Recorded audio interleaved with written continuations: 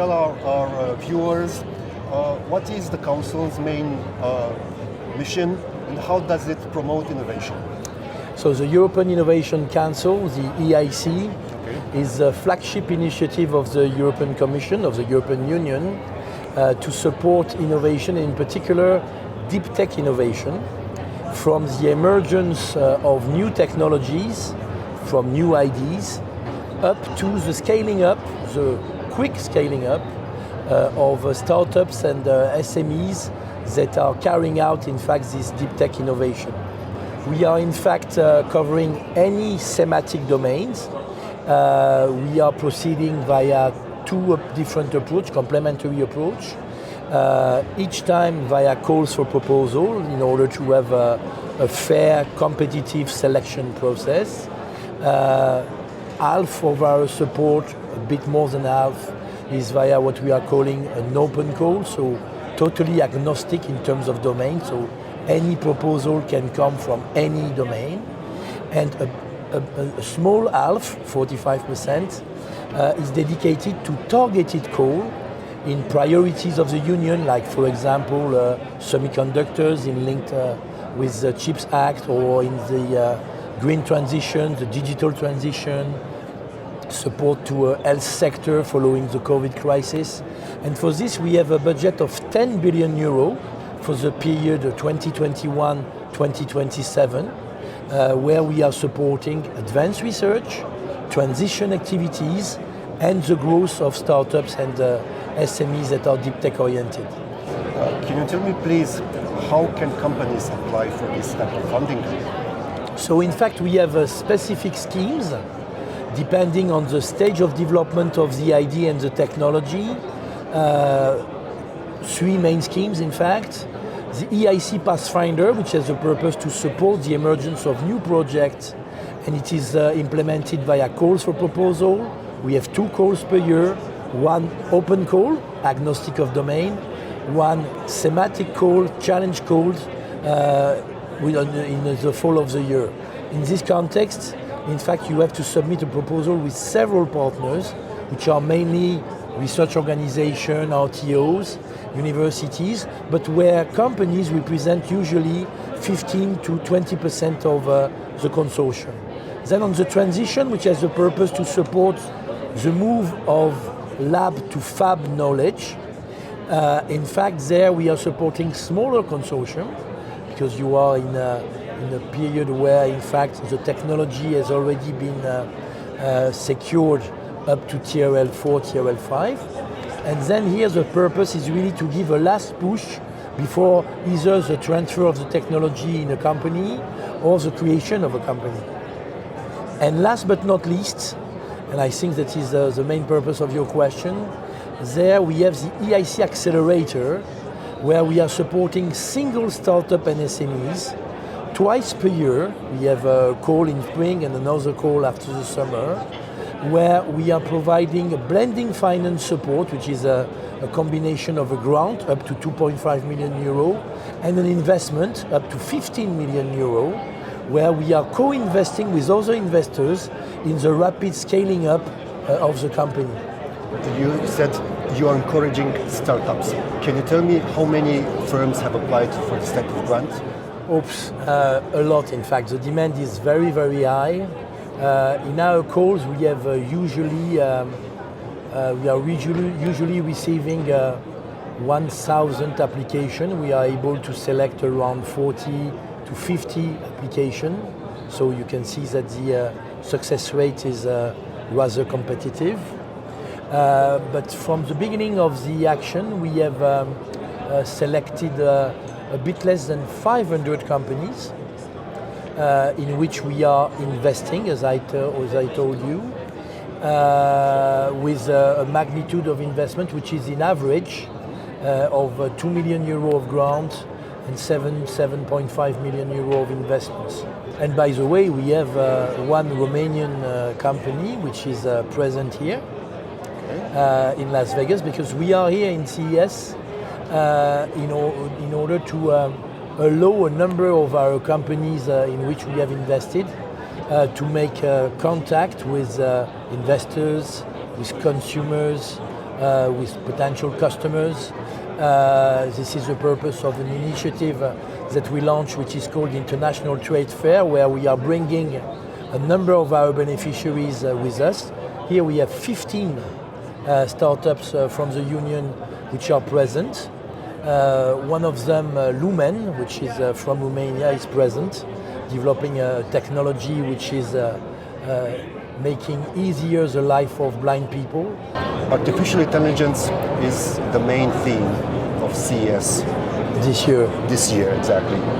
Is the European Union ready for artificial intelligence? We have great enterprises that are working already on artificial intelligence, the various form of artificial intelligence. We have, by the way, again here, just to illustrate this, in the companies that we brought here in the CES, a number of them that are working, in fact, on Edge AI, for example. Econo is one of them. We have another one, Voiceed, which is working on generative AI in the development of expressive voices. So Europe has the knowledge, the talents. Now what is key is to ensure that we are taking enough risk in order to help our innovators to grow up quickly and to develop their ideas and their companies in order to be as competitive as a number of American companies that everybody is talking about, in particular in generative AI.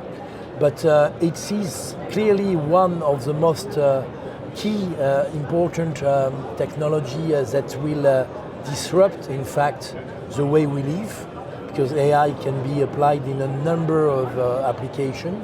And it is absolutely crucial that Europe is present in this global race. As I told you, we have the means, but we have to make sure that we will be among the leaders. This is one of the roles of the European Innovation Council, to accompany these kind of companies. But the EIC is not the only tool to do this. You know that the Commission has adopted recently the AI Act, which is absolutely essential in order also to defend our vision of what could be the role of AI, and also in relation with the model of society that we have. But we have in this context also a number of initiatives, including funding initiatives that exist at the level of the Union as well as at the level of member states, of course. Are the European institutions ready to reform, to change? By using AI? By using AI, exactly. I mean, I think that any institution, be it public or private, be it European or non-European, will be impacted by the arrival of the artificial intelligence. So by definition, we will evolve and we will take this into account. I mean, we are already reflecting within the European Commission on how AI will change the way we work, how we can use it with certain limits, in link also with the AI Act that I just mentioned. So this is, of course, at the heart of our reflection today. How can you use, how would you use personally AI? Certainly I will, and certainly I am already, at a certain extent, using AI, even if sometimes I don't know, because AI is already present in a number of applications. If your question is, does I use, for example, ChatGPT for my work, my answer is no. And why is that? Why? Because I mean, I think it's very interesting. It's providing interesting data and information, but you cannot have a full security for the time being that the information you are receiving is not biased. So when it is on something where I have already a number of information that are sufficient, it could be an interesting complementary in order to complement what I know and what I have to prepare, for example, in a briefing or something. But when it is in a domain that I don't know, I mean, I have no security that it is not oriented in one way or another. Have the European institutions framed legislation in order to prevent these types of bias? This is what is covered in the AI Act, for example, on where, by definition, we will need to have other safeguards in order to ensure that the data are not oriented or based.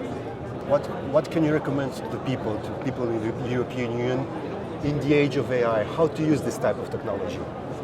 I mean, it's important to be part of it. I mean, a new technology by definition, you cannot stop the evolution of a new technology. I mean, history have demonstrated that the emergence of a new technology cannot be stopped if it is successful. So by definition, if a number of AI-related technology are successful, they will be used by people. The only thing and the only recommendation I would provide, and that I would provide also to my sons, is do not refuse it, but be aware and be careful regarding the content and the way the data are structured and analyzed. Take additional information in order to be sure that you are not orientated in one way or another. Make your idea and your position yourself. Don't rely only on what is provided by a tool like ChatGPT.